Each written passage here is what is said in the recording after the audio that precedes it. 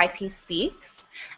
For those of you joining us for the first time, this is our fourth week running. So YP Speaks is our live Google Hangout session that allows us to hear from members of our Young Professionals Chronic Disease Network who can share their experiences, knowledge, expertise in the field of NCDs with and beyond our immediate community.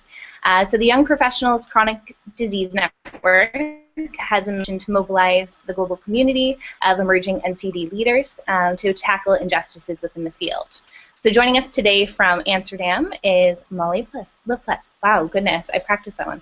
Molly Lepeska, sorry. So Molly is the co-founder of the 100 campaign. She has been working in the field of public health, more specifically HIV, AIDS, and NCDs, and diabetes for over a decade. She's currently the Director of Communications for a nonprofit organization, AYUDA, so the American Youth Understanding Diabetes Abroad.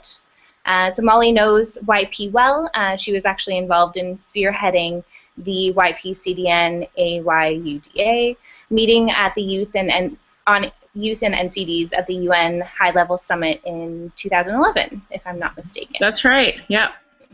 Beautiful. So as November 14th marked World Diabetes Day, this talk has great timing and gives us an opportunity to continue that discussion regarding diabetes advocacy and awareness and issues with access to insulin.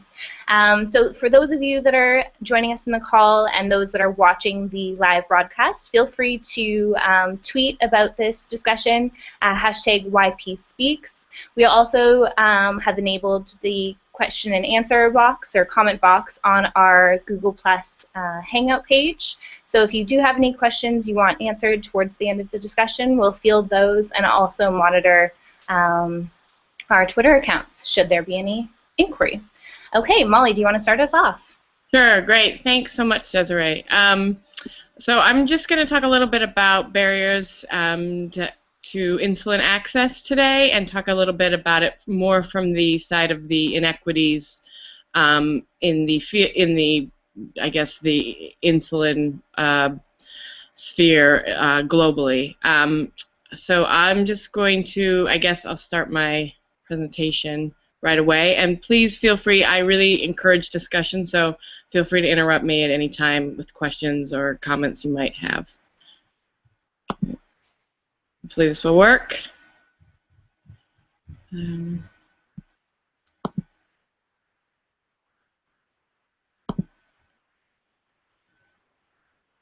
Okay.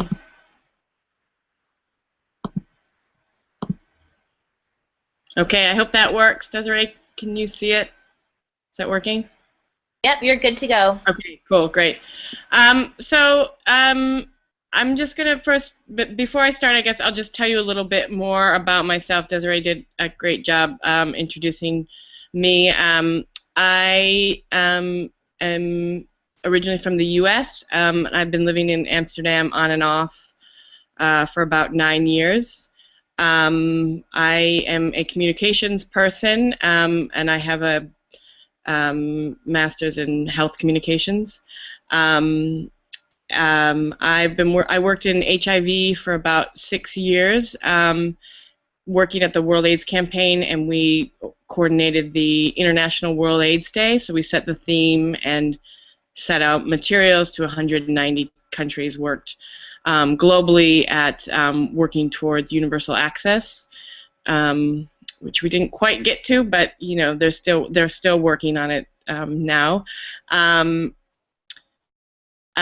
then I came into diabetes about 4 years ago. I've been living with type 1 diabetes for 15 years now, and I didn't really know anything about working in diabetes or the diabetes industry, as I call it, and was quite surprised coming into diabetes to find out that the way the nonprofit and the civil society sector works here is much different than HIV.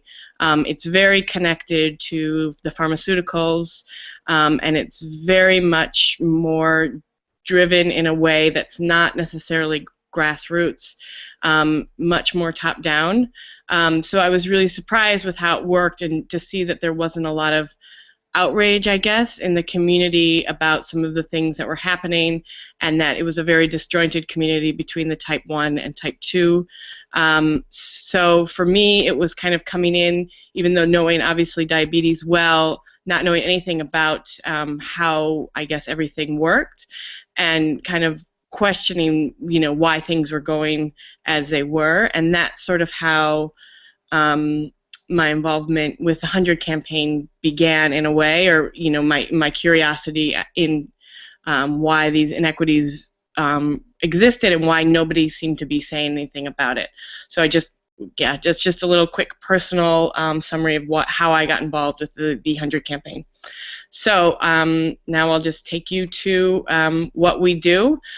So the 100 campaign, we were founded in 2012, and basically our mission is to ensure that 100% of people living with type 1 diabetes have access to insulin by 2022.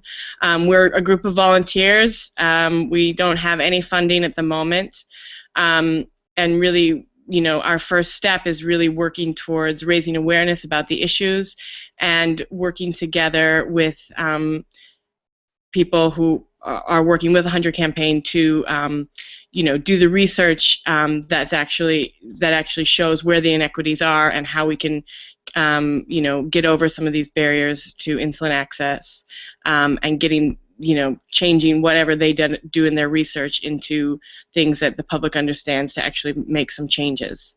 So this is kind of a quick outline of what I'm going to talk about. I'm just going to kind of give a quick background about how the 100 campaign came about, give a really short status on where we are in terms of access to insulin today, and then talk a little bit more about the injustices in insulin and the inequities in insulin that as we see them, and then if there's time, open it up to a little bit of discussion. Right, so insulin, as some of you probably already know, insulin was discovered in 1921. And in Canada, by Dr. Banting, and it's in 1922 you can see this is the first boy that they used insulin on, which was Leonard Thompson, and you can see this is just a few months after he started to use insulin. Basically his life drastically improved, and they saw this discovery as kind of a miracle drug. You can see this is a bit from a newspaper clipping in London, Ontario, and it was the first time in history of the city that a 3-month period had elapsed without a death from diabetes. So it was really looked at as a miracle drug, and by 1925 they were saying now that we have this, basically people living with diabetes can live a long normal life. So that was something that was happening now almost nearly 100 years ago, and you can see basically the improvements it made really quickly. So if you see here the pre-insulin era, your lifespan living with diabetes was basically 2 to 3 years if you were lucky, and then you can see this jump just in the year of the discovery of insulin. That jumped 10 years, then 20 years, then up to 45. And if you want to extend this by today, for a person living in a country like the U.S. with proper care and treatment, they can live a normal life, which I'm, of course, relieved about. So, insulin is basically seen as a lifesaver. It is on the WHO's essential medicines list. And I think this is an important quote when thinking about insulin. It was for me, at least. It's those drugs that satisfy healthcare needs for the majority of the population. They should therefore be available at all times in adequate amounts, in the appropriate dosage forms, and at a price the community can afford. Especially this last line of at a price the community can afford. I think it has been something that people living with diabetes really around the world, wherever they might live, have struggled with at some point or another in their lives. So where are we? We're over 90 years over the discovery of insulin, and the #1 cause of death in a child with type 1 diabetes is still a lack of access to insulin. So basically, that's where kind of this outrage or this confusion began, because we've had the same drug, to basically miracle drug, for 90 years, but people still aren't being able to access it. It's not, I mean, there's tons of other things now. There's insulin pumps. There's a lot of advancement in technology, but people aren't still getting that basic thing that in 1922 was saving lives, and they still don't have that in their lives. So how the 100 campaign kind of first began was through the International Insulin Foundation, which is a research or foundation, research-based foundation, and they sort of saw this as sort of a puzzle that they could begin to piece together and figure out. They developed this thing called RAPIA, which is basically a way of looking at all the different aspects of a country's insulin access plan, I guess, is what if you want to say. So looking at all the different ways that people are not getting insulin in a country. So looking at the health ministry, looking at the healthcare system, looking at the individuals, looking at the way people understand the education levels, that sort of thing.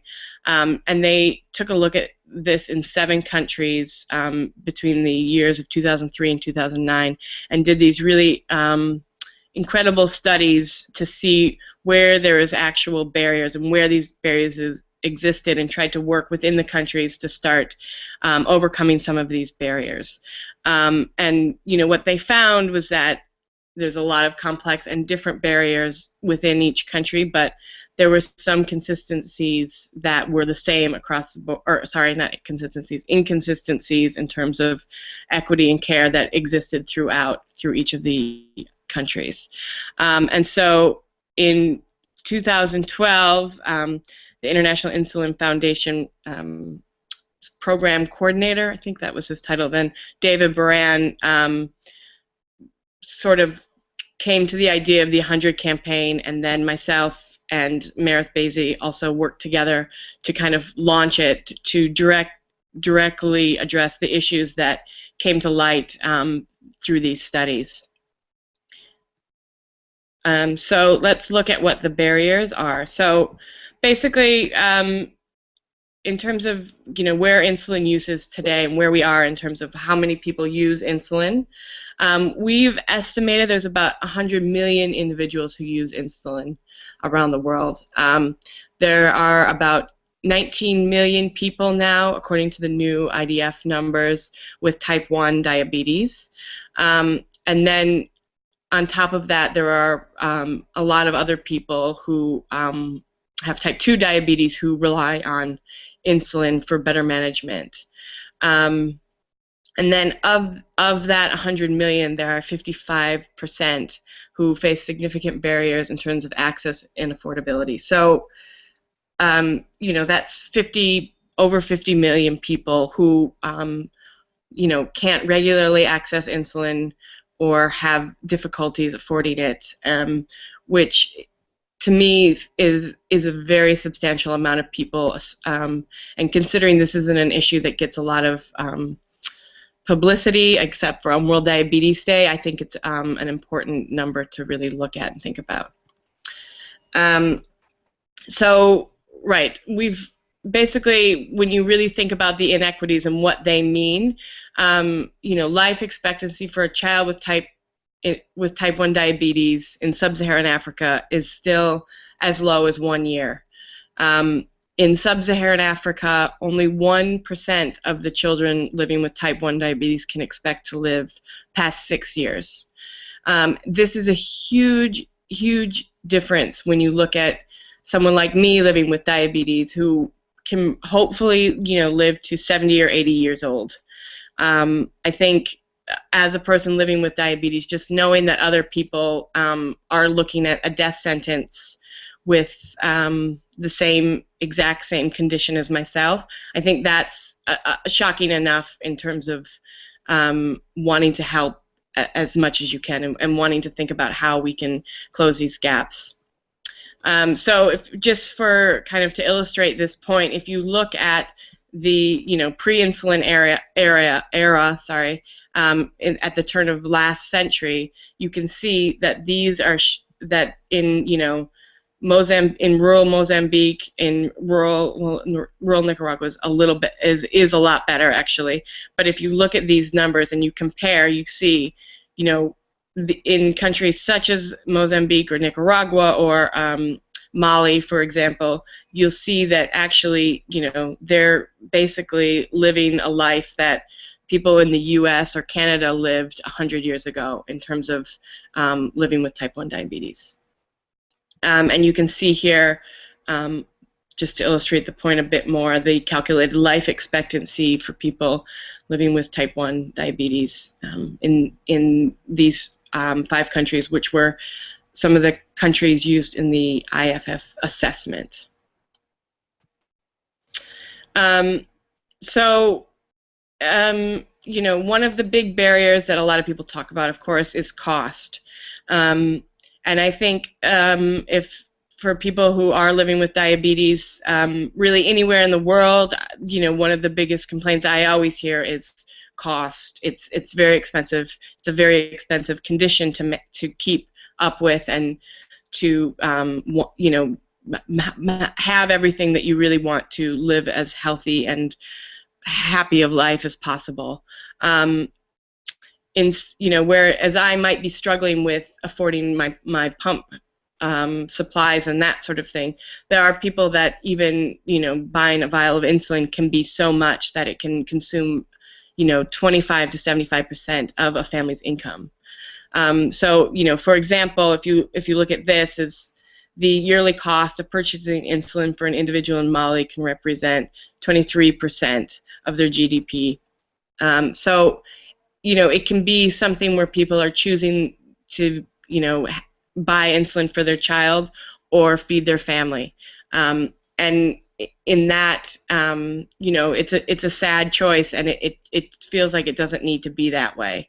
And these costs are really around the world. If you see, even the ADA had a study that showed people with diabetes usually pay about $13,000 per year to treat their condition.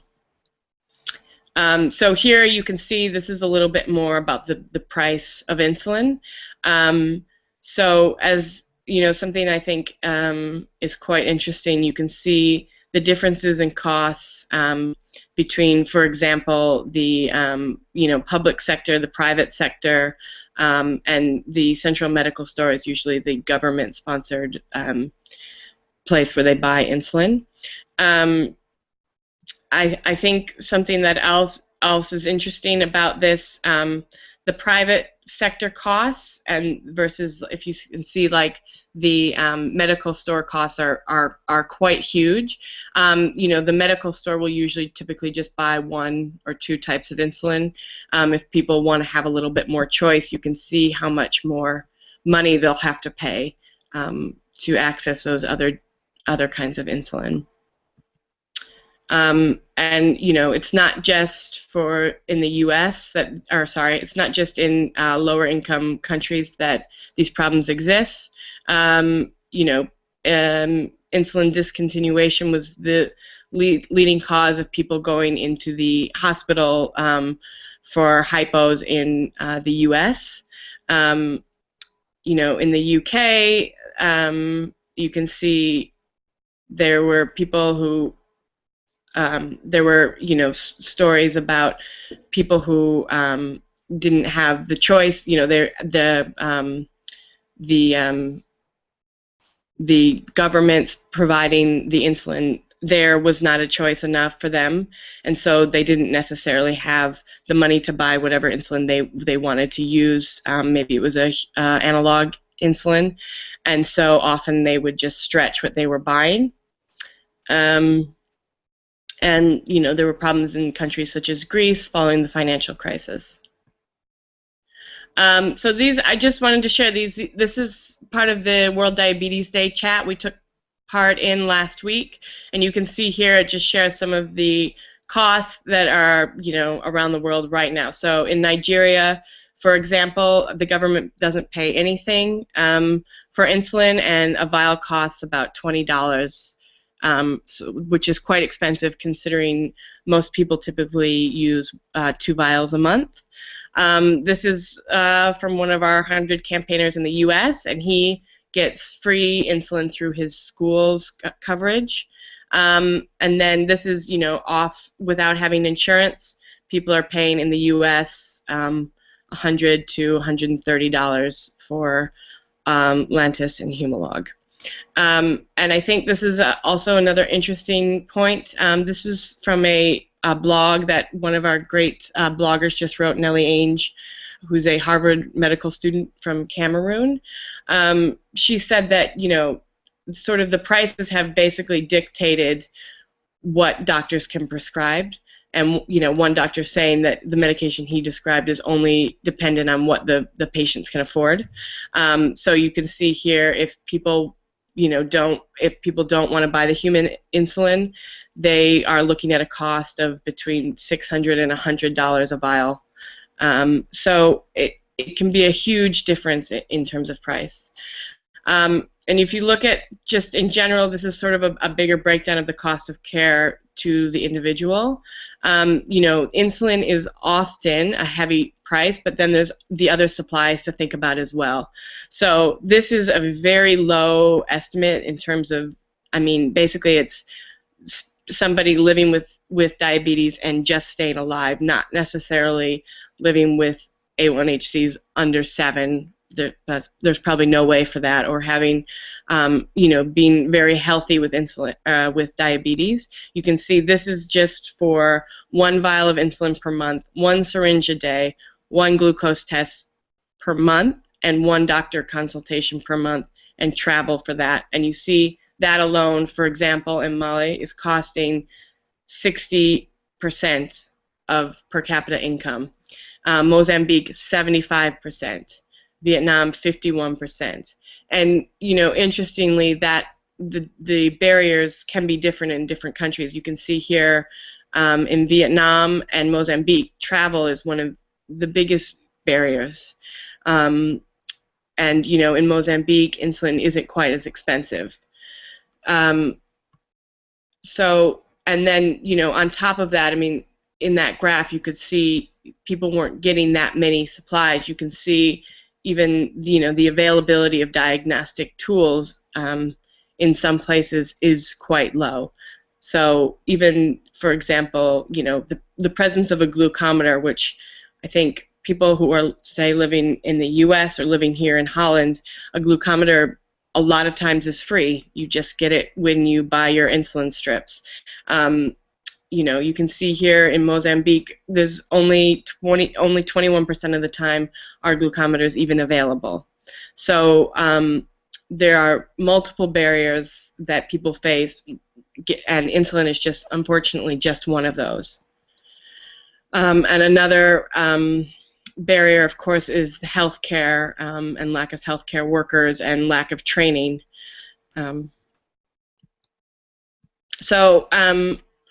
There are, I think the 100 campaign, one thing we really want to enforce is that insulin is just one piece to the puzzle of people living, good lives, happy lives with type 1 diabetes.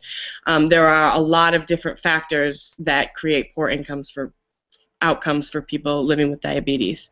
But what we see is that insulin is one piece of the puzzle, and oftentimes when you address the issues relating to insulin, you can get a government involved, you can get the nonprofits involved enough that they're interested in helping look at the problem more holistically, and hopefully creating some more support groups and doing some more healthcare training and helping with transport and availability of drugs and supplies.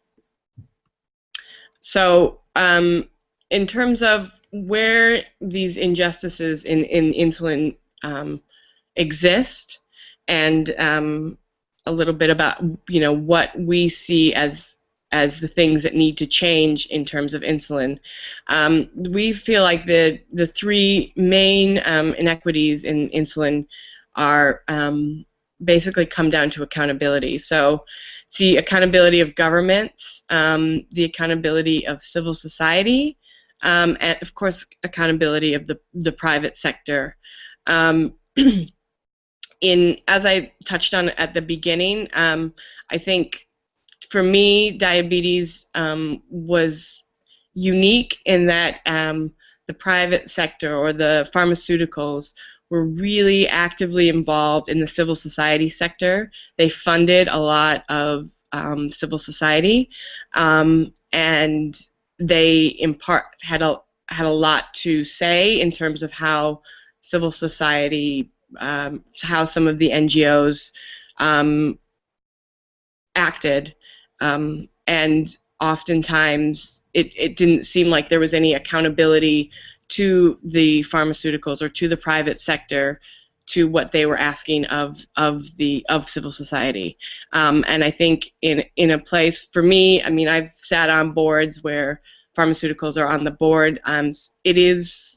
Feels a little bit like a conflict of interest in that, you know, these people are making money off of my survival. And so I think just having that awareness is something that oftentimes feels missing within the sector. So there have been some really great positives between pharmaceuticals and what governments have done and the increases in differential pricings. For example, Nicaragua is a great example. They basically said, we know the cost that insulin is going to, the toll of it, you know, that insulin is going to be on our healthcare system because it can be an expensive drug, but you know what, we're going to give it to everybody in our country for free because we understand that it's an essential medicine. There have been great partnerships between pharmaceuticals and organizations, for example, the IDF with the Life for a Child program, which I think has helped about 14,000 young people and children living with diabetes. And differential pricing has lowered costs, but you know, a lot of times these aren't enough. For example, in Cameroon, Novo Nordisk backs a government subsidy that reduces the price of vial insulin from $28 to $6. However, you know, $6 is about what a person makes in a day, so it's still not affordable for many people in the country. So a lot of time there's been some great small steps, but it's still not enough. So one of the biggest problems that we see is the monopoly of the market. There are 3 companies that control 99% of the global market. So basically, without having anybody else there, you know, what they can do, how they set prices can basically go unchecked. They can compete against each other, and nobody's there to say, hold on, this is getting too much. I mean, for example, you know, just last year, both Sanofi and Novo Nordisk raised their prices of their insulin twice. Lantus, which is the world's best-selling insulin, was raised at the end of the year to $166 per vial. So, I mean, a person with diabetes typically uses 2 vials a month. So, you know, in the end, it's a lot of money. And if you don't have insurance in the U.S., it's a lot of money. And if, you know, you're living in a country where maybe you don't even, you know, your $166 is how much you're making in a month, it's too much. And you know, diabetes is a very hot market, I guess you could say. You know, by 2018, it's expected the medications to treat diabetes are expected to be worth $58 billion. And you know, the problem is, it feels like the profit has. The profit and the amount of, I guess, the lack of accountability to pharmaceuticals is creating this environment where the pharmaceuticals don't even necessarily see the problem. I think this quote, to me, ruffled my feathers a bit, to say, you know, if you guys see a problem, then you go ahead and buy the insulin for them. instead of saying what can we do. So, and another issue is, of course, patents. There's been a lot in the news lately about pharmaceuticals saying that patents hinder, or intellectual property, having patents, or sorry, losing patents would hinder innovation. And, I don't think that's true. There's never been any research to point to that. Governments, issues with governments. One is that diabetes and insulin-dependent diabetes is seen as a tiny problem. In a lot of countries, there aren't very many people with type 1 diabetes, as type 1 diabetes is only 5% of the, make up only 5% of the people living with diabetes in general. But there are, as we said, up to 100 million people who depend on insulin to manage their diabetes. So reconsidering the way they think about insulin is something that needs to be done. Pricing and purchasing policies need to change. There's a lot of issues with the way nations have set their purchasing policies. For example, in India, where 90% of most of their medications are bought on the from generic vendors. In terms of insulin, they buy 90% from pharmaceuticals, from the big three pharmaceuticals. And one of the reasons for this is, I get misinformation, not necessarily a lot of generics, and really good marketing from the pharmaceuticals that make it seem like their products are the best products on the market. Another example of a purchasing issue is, for example, Molly in 2004, due to just the way that they had set their purchasing policies, Molly just did not buy any insulin for 2 years. So people who depended on insulin from the state basically didn't have an option. And people who could afford it could go to the private, but there was no other option other than that. And government is still continuing to allow pharmaceuticals to dictate the products and types and costs of insulin that they are receiving. I think there's a lot of debate between human and analog insulin. Human insulin is a lot cheaper than analog insulin, and it is still used many places in the world, and if it's used properly, can help people live long lives. I'm not one to argue either ors. I use human insulin, and I don't think I would encourage somebody to not use it, but I have that choice. And, if I had a choice to have either one or not have any, of course I would want something that was affordable and have something there to help me live as long as I could, a nice life. I think the other accountability is from civil society. We wonder where this outrage from civil society is. And, part of the problem could be this funding issue. Many of the organizations, the top organizations dealing with diabetes, are funded by pharmaceuticals. And so it seems like it's one continuous line rather than two separate pillars that are working, and keeping each other, keeping each other in account. And this is oftentimes creating a gap between the haves and the have-nots. There's many different camps in terms of diabetes management and diabetes, the future of diabetes. Some of those are looking for a cure, especially in type 1, and pushing forward on technology, whereas some others, and I think 100 Campaign falls into this, is to looking at getting access to medicines for all people living with diabetes, and that technology is important, but sometimes the costs of that technology lead to bigger gaps between the haves and the have-nots.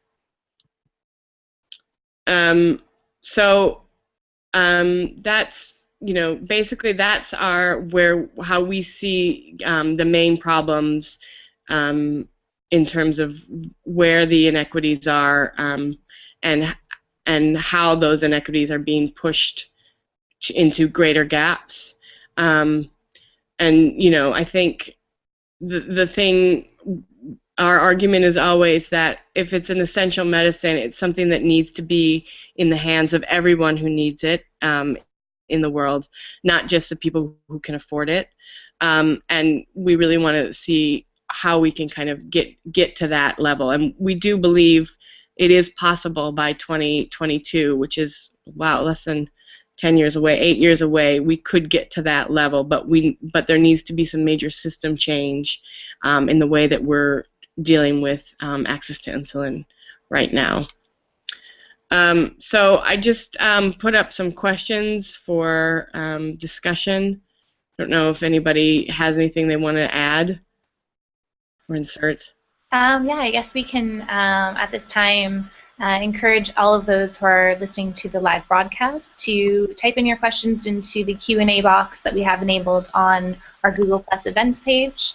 And those that are joining us in the discussion right now, did you have any questions that you wanted to add to our conversation?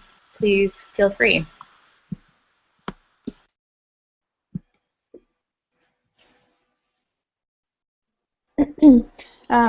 I just wanted to bring up a point. I know Molly was talking about how the government in Nicaragua has made insulin available to everyone, and the government in Nigeria actually came out with a similar statement last year, I believe, about making insulin available to all children with type 1 diabetes.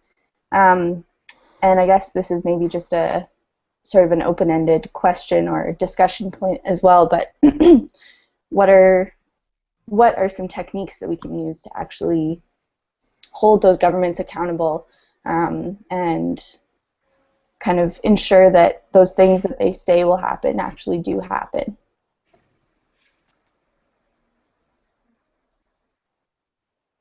Yeah, Louise, that's a really good point. I mean, I think Nigeria, they kind of issued this statement, but nothing ever happened to it. And I think we don't, at this moment, there doesn't seem to be many mechanisms for really holding people into account of what they say. I mean, I think that's a problem in a lot of different health sectors. But I think when promises like that are actually achievable promises don't seem to be even looked at as needing to be put up, and the attention beyond just in that country are basically ignored or just seen as something that's not important. It really is crippling to the countries.